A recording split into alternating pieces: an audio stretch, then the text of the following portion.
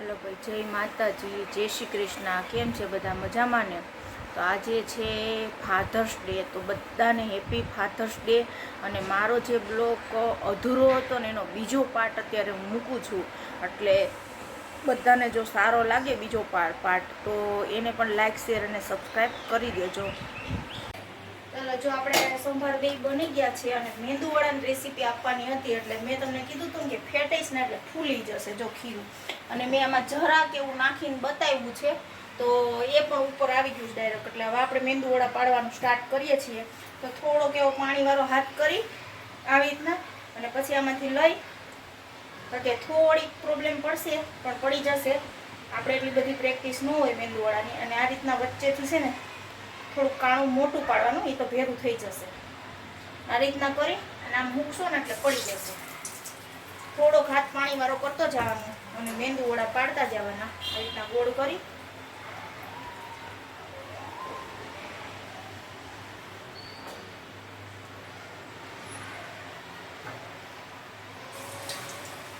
થોડીક ભલે વાર લાગે, એકબીજાને ચીપકે નહીં, એટલે એ રીતના મેંદુવડા પાડવાના.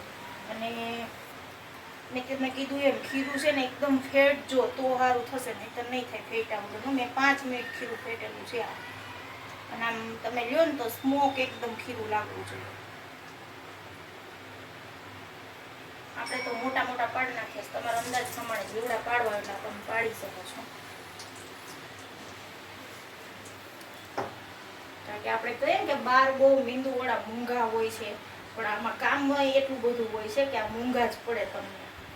અડદની દાળ એટલી મોંઘી હોય છે, સાથે આ ફેટવાનું, આ પીસવાનું, આ પીસાઈ ને ઓરે પીસતાય બહુ વાર લાગે છે. એટલે આપણે મેંદુવડા તૈયાર કરીએ છીએ. જો મસ્ત ખાવ મીંડા. જેને જે મસાલો નાખો એ નાખી શકો છો આની અંદર, પણ આની અંદર બીજું કંઈ હોતું નથી. ધાણા ભાજી અને બસ 2 જ વસ્તુ હોય છે. મરચું, આદુની પેસ્ટ નાખી શકો છો. આદુ હોય તો, ઉનાળો છે એટલે આદુ આપણે નથી નાખતા.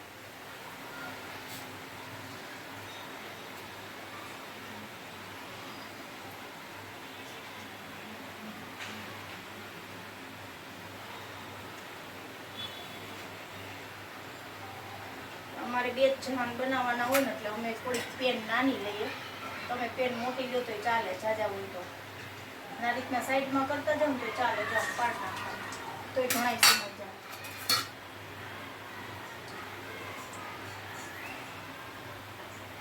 થોડોક પછી ગેસ બહુ ફાસ્ટ નહીં રાખવાનું, બહુ સ્લો નહીં રાખવાનું. મીડિયમ ગેસ ઉપર આ ચડાવવા દેવાનું. નકર આ છે ને કાચા રહેશે અંદરથી. જો પડી ને બહારની હોય એવી જ રીંગ થઈ ને, બહાર જવા મેંદુવડા હોય છે એવી જ રીંગ આપણી ખાવી જોઈએ.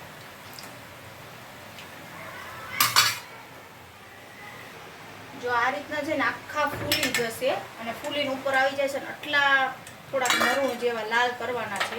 એટલે અંદરથી ઉપરથી ક્રિસ્પી અને અંદરથી એકદમ પોચા બનશે અને એકદમ ઉપર આવી જશે. જેમ ભજીયા એ ઉપર ના આવે પણ આ મેંદુવડા એકદમ ઉપર કરવા માંડશે. અને આપણે આ રીતના બીજા બધા મેંદુવડા પાડી નાખવાના છે.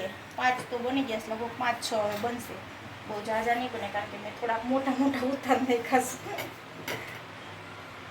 આપણે કઈ વેચવા તો નથી, આપણે ઘરે ખાવા છીએ. અને મારી તો પ્રેક્ટિસ છે, હું તો વારંવાર બનાવતી હોય, પણ તમને પહેલી વાર થોડીક ટ્રાય કરવામાં વાર લાગશે. પણ ખીરું જો પાતળું થઈ ગયું ને તો મેંદુવડા નહીં પડે. પીસવામાં થોડીક ધ્યાન રાખવાનું છે.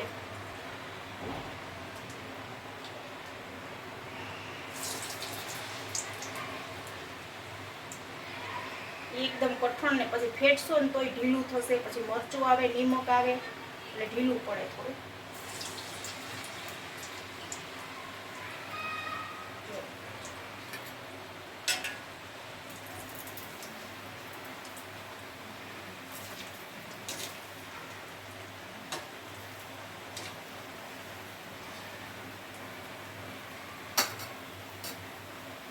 બીજી વખતમાં 4 બની જાય.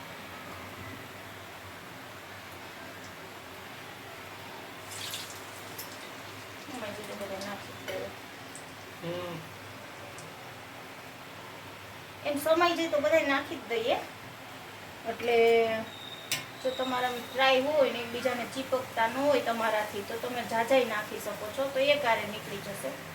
જેમાં કે ભજીયામાં જગ્યા કરીએ ને નામે જગ્યા કરતું જવાનું એટલે સમાય છે. ધ્યાન રાખવાનું કે બે ભલે વાર લાગે થોડીક, એટલે પેલું ચડી જાય ને તો બીજું ચોટે નહીં, નકર ચીપકી જશે. આપણે એક આ ઉતાર નાખીએ બધા. પછી બાજુમાં જો ઈડલીનું સ્ટેન્ડ મૂકી દીધું છે. હમણાં મસાલા ઈડલી ઘણા કહેતા હોય છે કેવી રીતના બનાવે છે, કેવી રીતના બનાવે છે. કારણ કે હું ઘણી વાર પહેલાં સ્કૂલે જ હતી ને તો ત્યાં પણ એમ કહેતા કે તમે મસાલા ઈડલી કેવી રીતના બનાવો છો, એની પણ આજે રેસીપી સાથે સાથે આપી દઉં. કે અમારા દર્શન પ્લેન નથી ખાતા, ઓછી ખાય, ભાવે તો ખરા પણ મસાલા એને વધારે ભાવે. આપણે છેલ્લું વાળું મૂકી દીધું, આપણે બધાય સમાઈ ગયા ની અંદર. હવે આગળ જોયો ફૂલીને મસ્ત દડા જેવા થઈ જશે.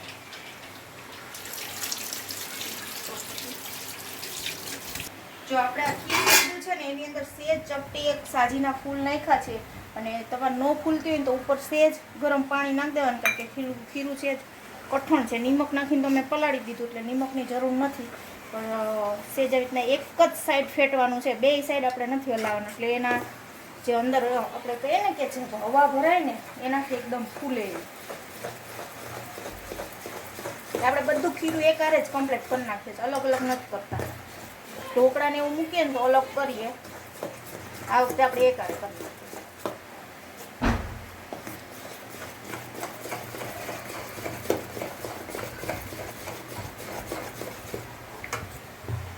ખીરું થઈ ગયું આપણું કમ્પ્લીટ. એટલે હવે આપણે ખીરું છે ને આની અંદર ભરી દઈશું થોડું થોડું. અને સાઈડમાં જો આપણા વડા થાય જ છે. નીચે છે ને થોડું થોડું ખીરું આવી રીતના અડધા અડધા જ ભરવાના, આખા નહીં ભરવાના.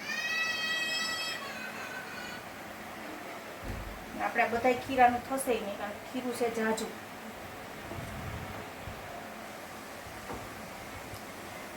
કાલે ઢોસા બનાવી નાખવાનું. હા, એ કાલે ઢોસા આવે.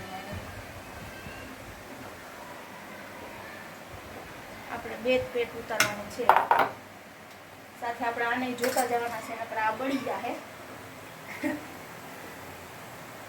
જોકે આને બહુ ફેરવવા નથી પડતા, થોડીક વાર લાગે, પણ એક બે વાર પલટો ને તો થઈ જાય.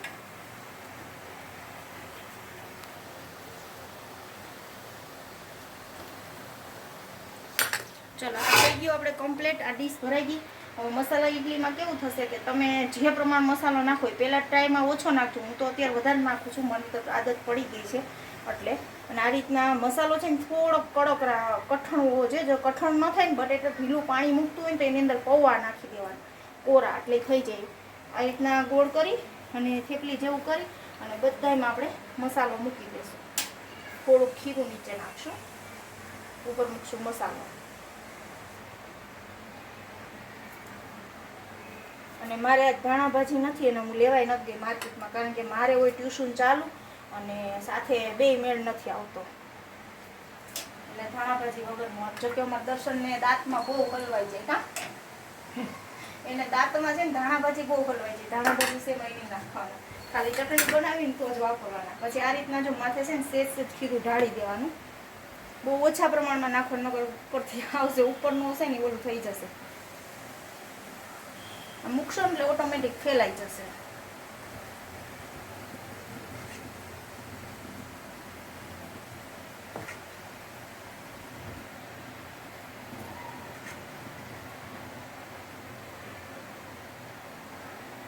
એકદમ મોટી મોટી થશે. જેને બહુ મોટી ગમતી હોય ને, મારા જેવી પંપા જેવી, સારી રીતે પેક કરીને હવે આપણે આને 5 મિનિટ માટે મૂકી દેવું. જોકે આ બહુ કાંઈ વાર ન લાગે ઇડલીને, કારણ કે આપણે ગેસે ચેન્જ કરવો જોશે ઇડલી ચડવા માટે. મેંદુ વડા ચડી રહ્યા છે એટલે આપણે મેંદુ વડા કમ્પ્લીટ કરી નાખીએ પહેલાં, તો ઇડલી ચડી જશે. બહુ ઇડલી આપણે જાજી ઉતારવી નથી, થોડીક જ ઉતારવી છે. મેંદુ વડા જાજા છે અને દર્શનને વધારે મેંદુ વડા ભાવે. કા એને બહુ મેંદુ વડા ભાવે. અને મેંદુ વડા તમને વધારે અમદાવાદમાં જ જોવા મળશે, બરોબર ને? બીજા રાજ્યમાં તો કોણ જ્યાં મળતા હોય, તો આ જ્યાં જ્યાં ફેમસ હશે ત્યાં મળતા હશે. આપણે તો સાઉથમાં વધારે, આ સાઉથમાં વધારે મળે છે અને અમદાવાદમાં તમને બહુ જોવા મળશે. પણ મોંઘા બહુ હોય છે. 10 રૂપિયાનું લગભગ એક મળતું છે એવું છે. 10 પ્લેટમાં એક જ આવે ને, 2 ઈડલી અને એક મેંદુવડું. 40 રૂપિયાની પ્લેટ આવે છે. 50 40 થી 50 રૂપિયાની ખાલી આ એક મેંદુવડું આવશે અને એની હારે 2 ઈડલી આવશે. 40 રૂપિયાથી 50 રૂપિયાની પ્લેટ આવે એટલે વિચાર કરો કે મેંદુવડું પડ્યું કેટલામાં, 20 રૂપિયામાં મેંદુવડું આપણને પડે છે. તો એના કરતાં ઘરે જ બનાવી નાખીએ તો કેટલા બધા બને. ચલો આપણા મેંદુવડા થઈ ગયા કમ્પ્લીટ. હવે આની અંદર કાંઈ નહીં, આની અંદર વ્હાઈટ ચટણી, રેડ ચટણી, સંભાર ને ઈડલી હમણાં ખાશું એટલે બતાવશું કે શું શું છે. ઢોકળીયું ખોલ નાખ્યું છે અને મસ્ત મજાની ફૂલીને તળા જેવી થઈ ગઈ છે. કારણ કે થોડીક તમને વ્હાઈટ નહીં લાગે. શું કામ નહીં લાગે એનું કારણ કહું છું, મસાલાની હિસાબે. કારણ કે મેં મસાલો રેડ કર્યો છે, લાલ મરચું નાખ્યું છે એટલે થોડીક વ્હાઈટ નહીં લાગે, ક્રીમ જેવી થશે અને થશે એકદમ મોટી મોટી. કારણ કે 2-3 ખાઉં થતું ધરાઈ ગયું. મારે હજી બાજુમાં દેવાની છે, વાટકી લેવાની એટલે બનાવું. નકર આટલી તો અમારે 2 જણા થઈ જાય. બરોબર ને દર્શન? એટલી તો થઈ જાય ને આપણે. હાલો ભાઈ જમવા. જો હું ને દર્શન 2 જમવા બેસી ગયા છીએ અને સરસ મજાનું જમવાનું છે. શું છે? બધું છે. દાળ છે, સંભાર, મેંદુવડા, મસાલા ઈડલી, પછી આ છે ચટણી, એકદમ મસ્ત ઠંડી અને ઘાટી થઈ ગઈ છે અને સાથે છે લસણની ચટણી સરસ મજાની. જો આ એકદમ મસ્ત થઈ ગઈ છે ઠંડી અને છાશ છે. તો ચલો જમવા અને ટેસ્ટ કરીને બતાવો જ કેવું થયું છે. આપણા વ્યુઅર્સને ખબર પડે કે કેવી રસોઈ બનાવવું જોઈએ. કારણ કે એ છે ને ટેસ્ટ બહુ મસ્ત કરે, એને ખબર હોય કેમ કરાય. કેવું થયું? અને મેંદુવડું તોડીને બતાવો જી એક સરસ. જો એકદમ પોચું, અંદરથી સ્મોક અને ઉપરથી કરારું, એટલું મસ્ત મેંદુવડું થયું છે. ને આ વ્હાઈટ ચટણી છે. ચાલો બધાય જમવા. આપણે છે ને કાલે, આજ તો સવારનો બ્લોગ નથી લેવાનો કારણ કે એટલું બધું કામ હતું. કાલે ઈડલી સંભાર ને એવું બધું લીધો તો આજે તો બ્લોગ લેવાનો ટાઈમ જ નથી સવારનો. મારી તબિયત થોડીક બગડી હતી. પછી ફરીથી જો આપણે જે મુખવાસ કાલે પલાળ્યો તો ને કમ્પ્લીટ થઈ ગયો, શેકાઈ ગયો છે અને મિક્સ પણ થઈ ગયો. પણ એટલો બધો ગરમ છે ને તો એને ઠંડો કરવા માટે મૂકવાનો છે એટલે આપણો મુખવાસ તૈયાર થઈ ગયો. ચાલો બધાને મુખવાસ ખાવ. એકદમ જો ક્રિસ્મી ખખડતો અવાજ આવશે તમને મસ્ત મજાનો. કારણ કે મેં તમને કીધું હતું ને કે આની અંદર થોડાક એવા સાજીના ફૂલ નાખજો એટલે મસ્ત ક્રિસ્મી થશે ને એકદમ પીળો થશે. આપણે કોઈને વ્હાઈટ થતો હોય તો પીળો થશે કારણ કે એનો સોડા અને લીંબુ ભેરા થાય ને એટલે પીળાશનો કલર પકડે છે એટલે એકદમ પીળા થયો. તો ચલો બધાને મુખવાસ ખાવો હોય તો આવી જાવ આગળ. અને આ સાથે આજે એક બનેલી દુર્ઘટના કે હમણાં જ બપોરે 1:30 વાગે બનેલી છે અને આજે વાર છે ગુરુવાર અને આજે જ બનેલી દુર્ઘટના છે જે અમદાવાદમાં વિમાન ક્રેશમાં 242 જણા પાયલોટ સહિત હતા, સવાર હતા અને એમાં ઘણા બધા લોકો હતા ને એવું હજી તો બસ 170 જણાનો આંક બતાવે છે કે જેમાં એ લોકો એક્સપાયર થઈ ગયા છે. તો એવા દરેક લોકોને આપણા મારા તરફથી અને મારા પરિવાર તરફથી એવા દરેક લોકોને હોમ શાંતિ, ભગવાન એમના આત્માને શાંતિ આપે અને એના પરિવારને દુઃખ સહન કરવાની શક્તિ આપે એવી દુઃખદ ઘટના અમદાવાદમાં બની ગઈ છે બપોરે 1:30 વાગે. જો જેના પરિવારનો માણસ ગયો હોય એને ખબર પડે, જેના પરિવારનો માણસ ન ગયો હોય એને ખબર ના પડે. આ તો એક ઘટના સ્વરૂપે જતું રહે છે ને કુદરતની આ એક કળા છે, એમાં આપણે કોઈ હાથ આડો ના કરી શકીએ. અને જેને આપણે ડૉક્ટર છે ને ભગવાન માનીએ છીએ એવી જ જે ટ્રેનિંગ લેતા ડૉક્ટરો છે, એટલે કે ડૉક્ટરની હોસ્પિટલ નહીં પણ ડૉક્ટરની જે હોસ્ટેલો હોય છે જેમાં છોકરીઓ અને છોકરાઓ હોસ્ટેલમાં ભણતા હોય છે અને સિવિલમાં પ્રેક્ટિસ લેતા હોય છે એવા ડૉક્ટરો પણ ઘણા બધા, હજી આંકડો નથી આવ્યો પણ એવું કહે છે સમાચારમાં કે એક્સપાયર પણ થઈ ગયેલા હોય કદાચ અને કદાચ એ સારવાર હેઠળ પણ હોઈ શકે છે. તો એવા ડૉક્ટરોને પણ ભગવાન, માણસને ભગવાન સમાન આપણે ડૉક્ટરને માનીએ છીએ, એવા ડૉક્ટરને પણ ભગવાન જલ્દીથી જલ્દી સાજા કરે અને જેટલા બચ્યા છે એને પણ જલ્દીથી જલ્દી સાજા કરે એવા આપણા તરફથી ભગવાનને આપણે આરાધીએ છીએ. અને આ સાથે હું મારા બ્લોગનો એન્ડ કરું છું. જય માતાજી, જય શ્રી કૃષ્ણ. મારો બ્લોગ જો સારો લાગ્યો હોય તો લાઈક કરજો, શેર કરજો અને સબસ્ક્રાઈબ કરવાનું ભૂલતા નહીં. Bye bye.